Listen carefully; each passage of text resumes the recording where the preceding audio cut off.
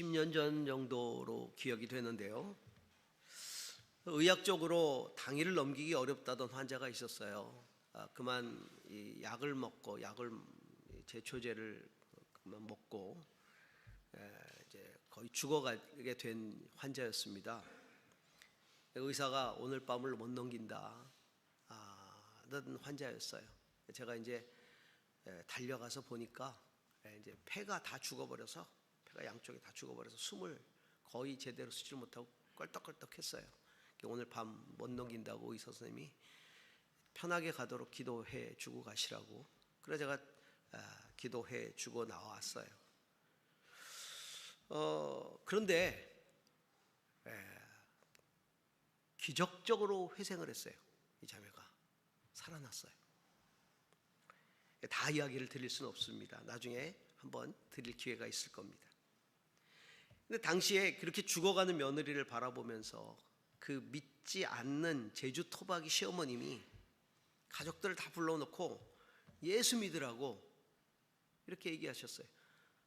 믿지 않는 분인데, 그러면서 그분이 하셨던 말이 지금도 잊혀지지 않습니다. 내가 제주에서 태어나 지금까지 살면서 이신저신 다 믿어봤는데 예수신이 제일 세더라. 그러니 우리 모두 예수신 믿고 얘 살리자. 예수신이 제일 세더라.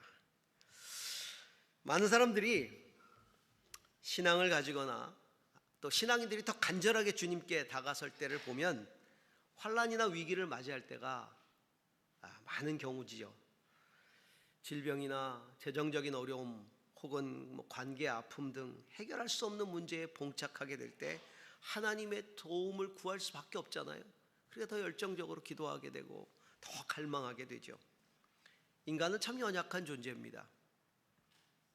그래서 인생 살아가면서 참 많은 문제들에 눌려 살아요. 아픈 상황에 눌려 살아요. 두려움, 염려에 눌려서 살지요. 갇혀서 살아가기도 합니다. 그러다가 우울증에 빠지는 사람도 굉장히 많고, 더러는 극단적인 선택을 하기도 하죠.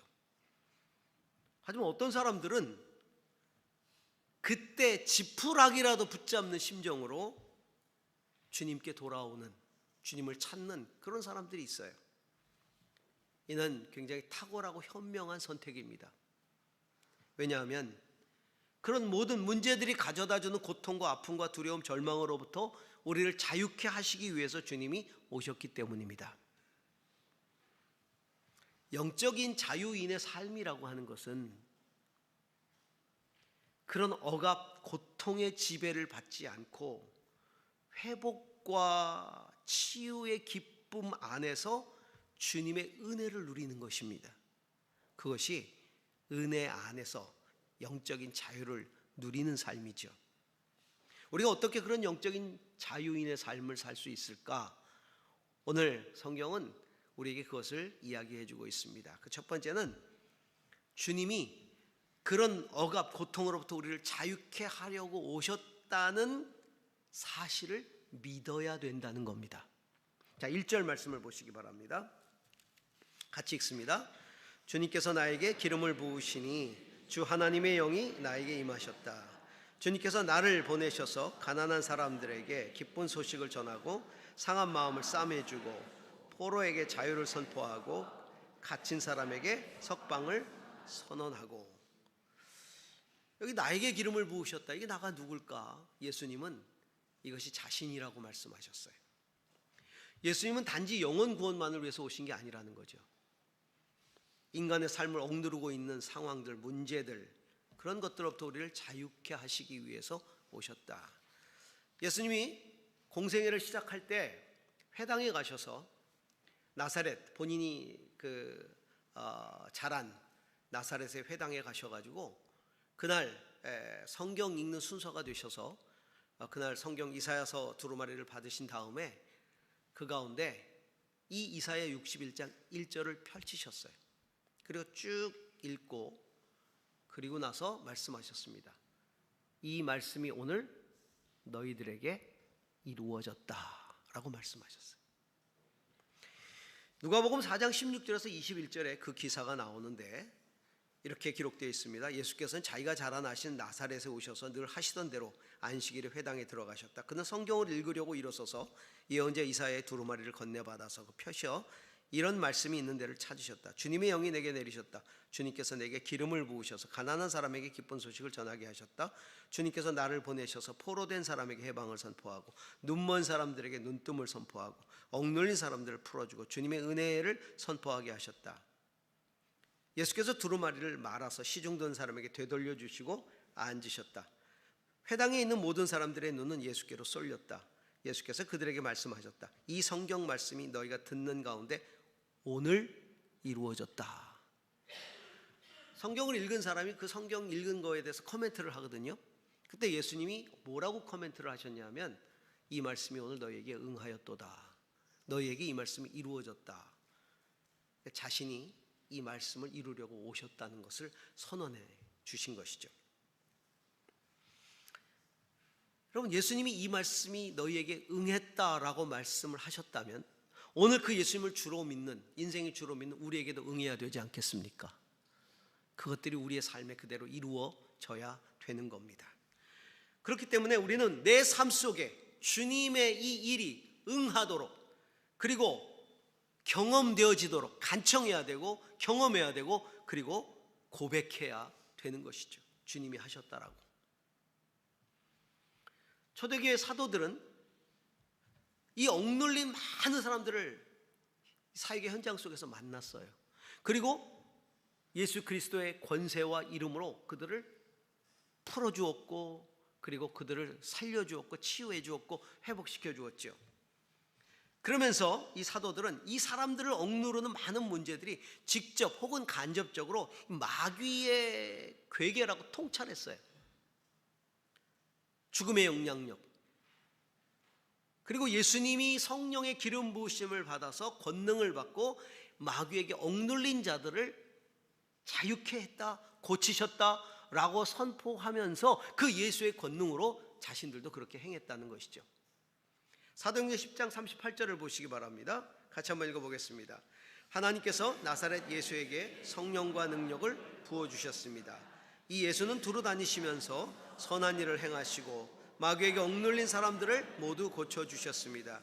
그것은 하나님께서 그와 함께 하셨기 때문입니다. 성령의 기름을 부으셔서 마귀에게 억눌린 자들을 자유케 하셨다, 고쳐주셨다라고 말하고 있죠. 마귀는 오늘도 우리에게 영적인 구원의 기쁨만을 누리라고 얘기합니다. 천국만 가면 되지. 그리고는 자기들이 직접 간접적으로 영향을 끼치고 있는 그 상황들, 자기들이 우리를 속박하고 있는 이런 상황들을 풀어주려고 하지 않아요. 관심 갖지 말라는 거예요. 그래서 신앙인들이 신앙생활을 하는데 그 힘든 상황을 마치 운명론자인 것처럼 운명적으로 받아들이고 그리고 시험에 들어서 무너지기를 원하는 거죠. 우리는 이 마귀의 모든 권세를 이기신 예수 그리스도를 주로 믿는 사람들이에요. 그리고 예수 그리스도께서 마귀의 일을 멸하러 오셨다는 것을 우리는 알고 있습니다. 그리고 인생을 향한 주님의 목적을 이루시기 위해서 오셨다는 걸 알고 있어요. 이사야 61장 1절에 있는 것처럼 성령의 기름을 부으셔서 모든 갇힌 자들을 풀어내시고 치유하고 회복하기 위해서 이 땅에 오셨고 그것을 응하게 하시기 원한다는 것을 우리는 너무나 잘 알고 있죠. 그렇기 때문에 우리 인생 가운데 주께서 그렇게 역사하시도록, 성령을 통해 역사하시도록 믿음으로 간청해야 합니다. 그리고 주님의 능력 안에서 자유함을 경험해야 하는 것입니다. 두 번째로 예수 그리스도의 주권적인 은혜 안에서만 진정한 치유와 회복의 자유를 누릴 수 있다는 것을 오늘 선지서는 우리에게 이야기해 주고 있습니다. 2절 말씀 보시기 바랍니다. 주님의 은혜의 해와 우리 하나님의 보복의 날을 선언하고 모든 슬퍼하는 사람들을 위로하게 하셨다.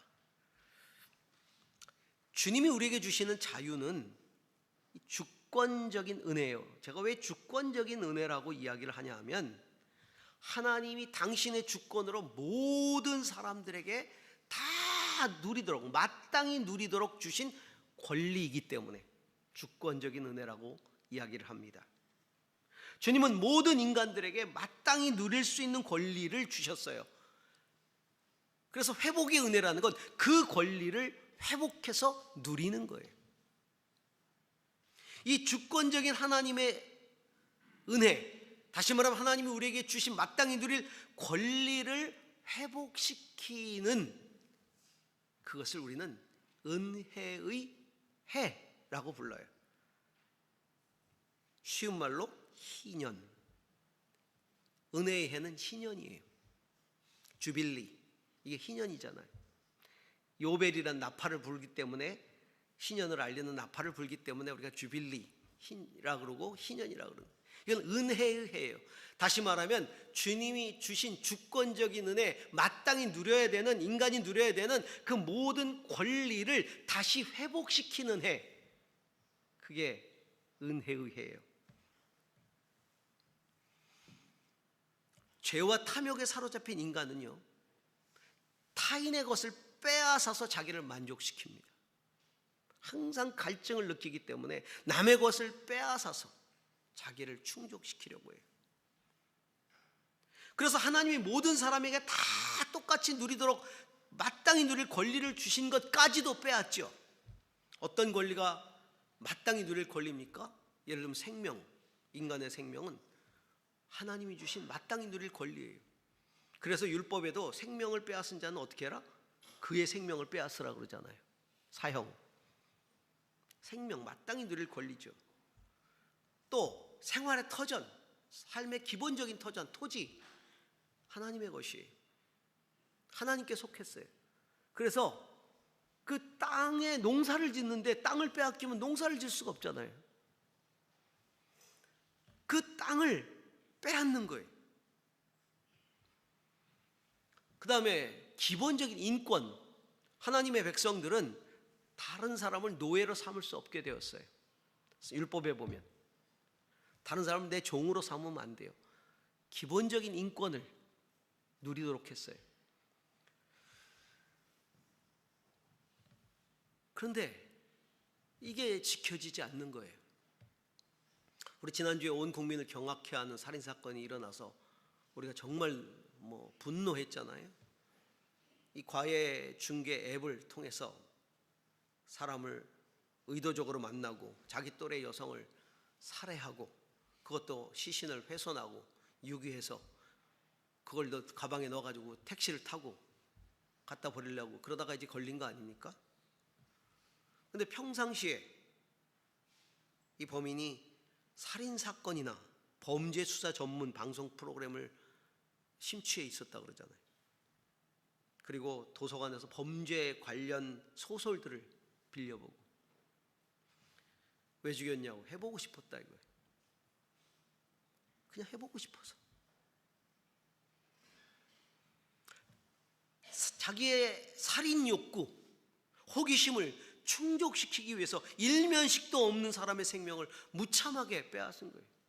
살 권리가 있는 사람의 살 권리를 제거해버린 거죠.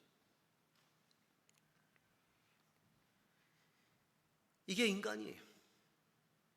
인간의 죄와 탐욕이죠. 주님은 그걸 너무나 잘 아시기 때문에, 특히 하나님을 믿고 따른다는 신앙인들조차도 타인의 권리를 빼앗고 살아갈 것에 대해서 알고 계셨기 때문에 하나님은 희년이라는 걸 정하신 거예요. 그래서 7년의 안식일 7번 지나가고 50번째 되는 희년이 오면 모든 걸 다 다시 돌려주라는 거예요. 토지를 빼앗았다. 토지는 다 하나님이 다 주셨는데 왜 토지를 빼앗기겠습니까? 재정적으로 어려우니까 토지를 빼앗기고 자기가 종로 노릇하고 노예가 되고 그렇게 되는 거예요. 그래서 토지도 빼앗기고 인권도 빼앗겨서 노예가 되고, 동족이 동족을 노예로 삼고, 이런 것들 다 풀어주라는 거예요. 만약에 내년이 희년이라면 올해 빼앗겼어도 내년엔 다시 돌려줘야 되는 거예요. 그러니까 사람들이 어떻게 해요? 안 빌려줘요. 내년이 희년이기 때문에 마음이 완악해지는 거죠.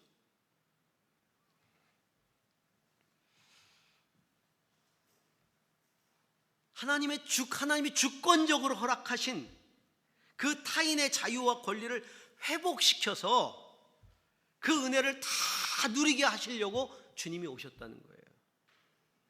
그 은혜의 해를 제대로 선포하기 위해서. 예수님은 우리에게 그 은혜의 해를 누리도록 하기 위해서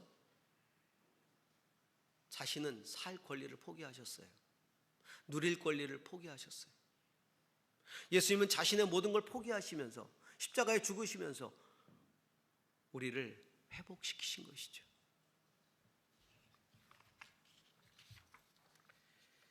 고린도전서 7장 22절에서 23절을 보시기 바랍니다. 같이 읽습니다. 주님 안에서 노예로서 부르심을 받은 사람은 주님께 속한 자유인입니다. 그와 같이 자유인으로서 부르심을 받은 사람은 그리스도의 노예입니다. 여러분은 하나님께서 값을 치르고 사신 사람들입니다. 그러므로 사람의 노예가 되지 마십시오. 하나님이 우리를 자유인으로 만들기 위해서 당신의 아들을 핏값으로 내주셨다는 거예요. 값을 치렀다는 거예요. 그 값을 치르고 우리를 사셔서 자유인 되게 하셨다. 제가 구속이라는 단어를 설명하면서 그 단어가 가지고 있었던 의미를 이렇게 말씀드렸죠. 구속은 노예 시장에 노예를 사기 위해서 들어가서 그 노예값을 지불하고 그 노예를 자기 소유로 삼은 다음에 그 노예를 다시 자유인으로 풀어주는 것이다. 이것을 다 담은 단어가 구속이다 이거예요. 주님이 우리의 구속자가 되셨다 그러잖아요.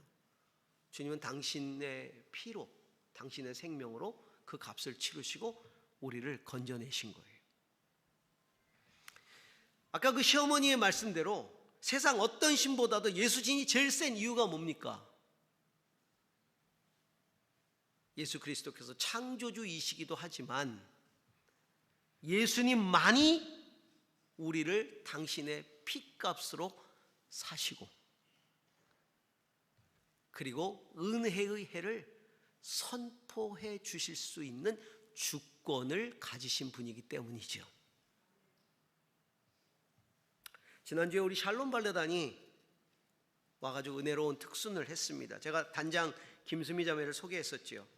장래가 굉장히 촉망되던 발레리나가 불의의 사고로 하반신 마비가 되었을 때 얼마나 절망적이었겠습니까? 그 당시에는 고통, 아픔으로 살 소망도 없었어요. 본인이 죽으려고도 여러 번 했었고요. 사망의 그 사슬에 매여가지고 아마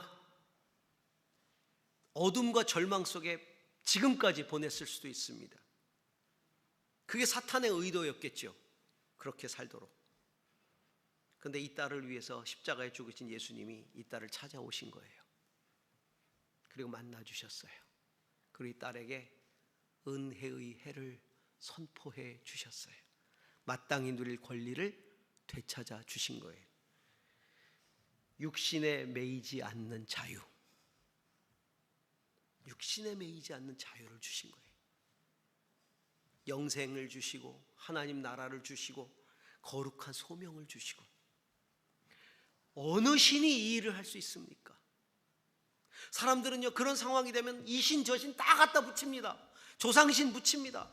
그러면서 네가 신을 노엽게 했기 때문에 이런 일이 벌어졌다고 저주하고 협박하죠. 하지만 예수님은 내가 너를 위해서 내 생명값을 치르고 너를 건졌다. 너는 내 것이다. 이렇게 말씀해 주신 거예요. 육신에 매이지 않는 자유인이 되게 하시고 육신에 매이지 않는 주님의 딸이 되게 하신 거죠. 그 소명을 받고 이 자매는 너무너무 기뻐서 지난주에도 말씀드렸지만 발레리나를 키우는 그 꿈, 그들의 예수 믿는 발레리나를 키우는 그 꿈을 가지고 지금 근 30년 가까이 사역을 하고 있는 거예요. 제주에 20년 넘게 매주 토요일마다 비행기를 타고 왔다 갔다 하면서 아이들을 가르치고, 그 아이들 가르치는 데 가보면 이게 발레 교습소인지 부흥의 장소인지 몰라요. 얼마나 얼마나 뜨겁게 기도를 하는지요. 그 발레하러 왔다가 애들이 다 성령 받아버려요. 다 방언해요. 애들이 완전히 변해버리는 거예요. 그 소명을 받고 그렇게 살아가는 거죠. 본인이 자유를 누릴 뿐만 아니라 다른 사람을 자유케 하는 인생이 된 것입니다. 고린도전서 9장 19절 한번 보시기 바랍니다. 나는 어느 누구에게도 얽매이지 않는 자유로운 몸이지만 많은 사람을 얻으려고 스스로 모든 사람의 종이 되었습니다. 이런 인생 사는 거예요. 사랑하는 성도 여러분, 주님의 그 주권적인 은혜 안에서 회복되시기 바랍니다. 그 은혜를 누리시기 바랍니다. 여러분의 인생에 그 은혜의 해가 선포되고 경험되고 고백되어지기를 소망합니다. 세 번째로 이 회복된 자유를 누리는 성도는요, 의의 나무가 된다 이거예요. 기쁨과 찬송의 열매를 맺는 의의 나무가 된다. 의의. 3절입니다. 같이 읽습니다. 시온에서 슬퍼하는 사람들에게 제 대신 화관을 씌워주시며 슬픔 대신 기쁨의 기름을 발라주시며 괴로운 마음 대신에 찬송이 마음에 가득 차게 하셨다.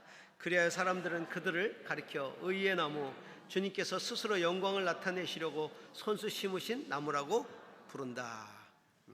주님의 그 은혜는, 주권적인 은혜는 기쁨을 회복시키고 찬송을 회복시키는 은혜인 것입니다. 슬픔의 죄를 뒤집어 쓰고 괴로움의 옷을 입고 고통스러워하는 자들에게 슬픔의 죄 대신에 기쁨의 화관을 씌워주시고 괴로움의 옷 대신에 찬송의 옷을 입혀주시는 것이죠. 한마디로 기쁨과 찬송으로 가득한 인생이 되게 하신 것입니다. 우리는 성경 속에, 역사 속에 그런 경험을 한 사람들을 너무나 많이 알고 있잖아요. 예수 시대에 수가성 우물가의 여인, 세리장 삭개오, 눈을 뜬 바디메오, 회당장 야이로와 그 딸, 7 귀신 들렸던 여인, 나사로의 남매, 수없이 많아요. 예수님의 스토리가 그런 이야기. 교회 역사 속에서도 수없이 헤아릴 수 없죠. 그래서 얼마나 많은 사람들이 찬송의 옷을 입고 그 찬송을 노래로 고백을 했습니까? 우리가 부르고 있는 수많은 찬송가들, 그리고 수많은 CCM들 다 고백한 사람, 이 경험한 사람들의 고백 아닙니까? 오늘날 우리들도 같은 은혜를 받고 한 마음으로 찬양하지 않아요? 찬양할 때마다. 오늘 시작 때 불렀던 찬송, 이곳에 생명샘 솟아나 눈물 골짝 지나갈 때 모자나 열매 맺히고 웃음소리 넘쳐나리라. 1부 때 제가 이 찬양을 부르는데 눈물이 막 쏟아지는 거예요. 우리가 눈물 골짜기를 지나갈 때에, 인생의 눈물 골짜기를 안 지나간 사람이 어디 있겠어요? 다 눈물 골짝 지나가죠. 그러나 머자나 그곳에서 열매가 맺히고 웃음소리가 넘쳐나리라. 고백한 자의, 경험한 자의 그 고백이 찬송이 되고 그 찬송이 다시 또 우리의 고백이 되는 것이죠. 주님이 의의 나무가 되셨어요. 의의 나무는 의의 열매를 거두지요. 주님이 거두시는 의의 열매는 기쁨과 찬송의 열매예요. 이것은 우리를 의롭게 하시는 주님의 은혜로 맺어지는 열매인 것이죠. 예수 그리스도의 십자가의 은혜로 우리가 그 의를 경험하게 하시고 그 은혜를 찬송하게 하시고 기뻐하게 하시잖아요. 농부가 나무를 심을 때 뭘 보고 나무를 심겠습니까? 뭘 기대하고 심겠습니까? 열매를 기대하지 않겠습니까? 그리고 그 열매를 따는 순간 열매를 따고 얼마나 기뻐하겠어요, 농부가. 주님의 의의 나무가 되어서 우리가 의의 열매가 되어서 찬송하고 기뻐하는 모습을 보실 때 주님이 얼마나 기뻐하시겠냐고요.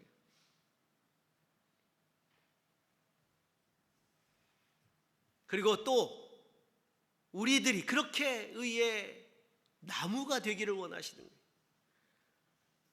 예수 그리스도의 의를 우리 가슴에 담고 그리고 복음을 전하고 정말 죄를 뒤집어 쓰고 있는 사람들, 근심의 옷을 입고 주저앉아 울고 있는 사람들, 그런 사람들에게 다가가서 복음을 전하고 그 사람들을 치유하고 고치고, 그래서 그들이 의의 열매가 되어서 기쁨과 찬송으로 가득할 수 있도록, 그걸 보실 때 주님이 그렇게 주렁주렁 맺혀지는 열매들을 보시면서 얼마나 기뻐하시겠습니까? 오늘 주님은 그렇게 부르는 찬송을 기다리고 계세요. 오늘도 그렇게 기다리고 계세요. 성도 여러분, 우리 모두가 어둠이나 슬픔이나 아픔이나 근심이나 절망에 눌려 살지 말고 그건 그 가운데서 자유함을 얻는 영적 자유인이 될 수 있기를 축원합니다. 주권적으로 허락하신 은혜의 해, 그 은혜의 해를 누리십시오. 그리고 그 은혜를 선포하십시오. 그래서 많은 사람들이 그 은혜를 누리고 의의 열매를 맺게 하는 의의 나무가 될 수 있기를 주의 이름으로 축복합니다. 기도하겠습니다.